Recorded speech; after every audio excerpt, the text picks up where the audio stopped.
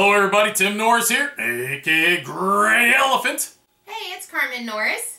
And welcome to a quick review by GreyElephant Gaming. Today we're going to be talking about Prosperity by Ystari Games. At the beginning of each turn, you're going to be drawing a tile from one of the year stacks, and the years begin in the 1970s and they end in the 2030s. The 2030s, once that stack's done, then the game is over. When you draw your tile, you're going to look at it and it's going to have one of the symbols outlined in a white border. That white border signifies that each player then is going to look at their player board, and it's kind of like a scoring mechanism per turn. Then that tile is going to be added to the main board for later purchase. And you're always going to be looking out for these tiles because then you can add these possibly to your player board to where they're going to be scoring you either money, prosperity, or help you be able to increase your energy or your trees. At first it looks like there's a lot of give and take, but I like to keep it simple. When I'm buying a tile, I go for one that gives me the same benefit, like 4 energy, but just costs me less, like -1 tree instead of -2 trees. Or I'll go with one that gives me more benefit, but costs the same. Keeping an eye on your pollution markers is very key to this game, because if your pollution markers ever reach the very end of the track, then you do not get to score prosperity whenever a prosperity tile is drawn, but yet your opponents will, and that's going to really put you behind.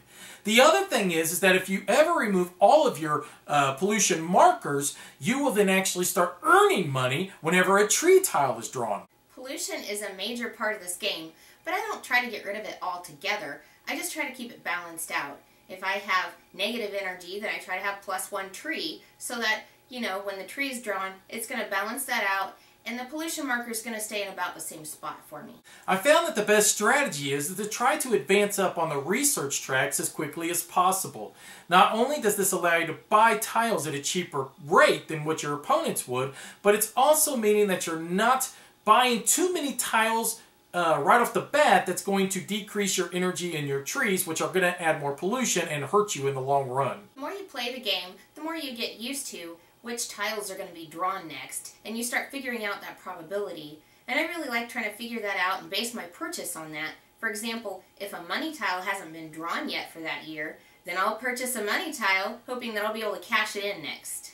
I find that the game has a sense of randomness in that, you don't know exactly which tile is going to be drawn by your opponents, and it could be a tile you could really use, and then they immediately snatch it up and put it on their own player board. But at the same time, there's plenty of things that are under your control. Sometimes you need to think a bit more outside the box. Don't look at just one tile, but possibly 2 tiles to purchase in the same turn. Then that way it creates a nice little balancing act. The more tiles that are added to the main board, you'll find the more times that your strategy will end up changing. One thing I've noticed about this game is that a small mistake can have a huge impact.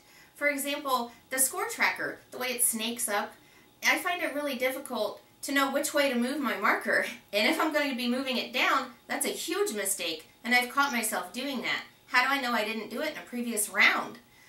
In addition, it's the movement of the energy and the trees. If you forget to do that, you could impact several rounds of the game. Overall, I really enjoy the concept and the design. I think that, having a society that has to balance out their energy and their pollution is just a really cool idea, and I really enjoy playing it. But at the same time, compared to some of our other games, I feel like my choices are more limited in strategies to win the game, so I don't think there's a lot of prospect for repeated plays. Overall, I'm not crazy about the game. One of the biggest drawbacks to me, oddly enough, is I don't like the paper money. I think paper money is awful. But I could substitute that with something else, so that's not a big issue. The other problem is that I don't know how much I care to try to play the game again. We've played 3 times at this point, and it's kind of like I could go through a couple more games, but I feel like I'd be muscling my way through those just to play the game.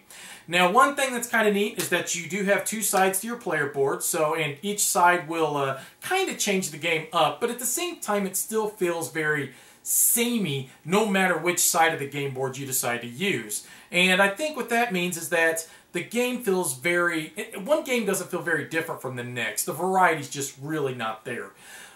With this game, I would compare it strongly to Ginkgopolis in that, you're using tiles to create somewhat of an engine.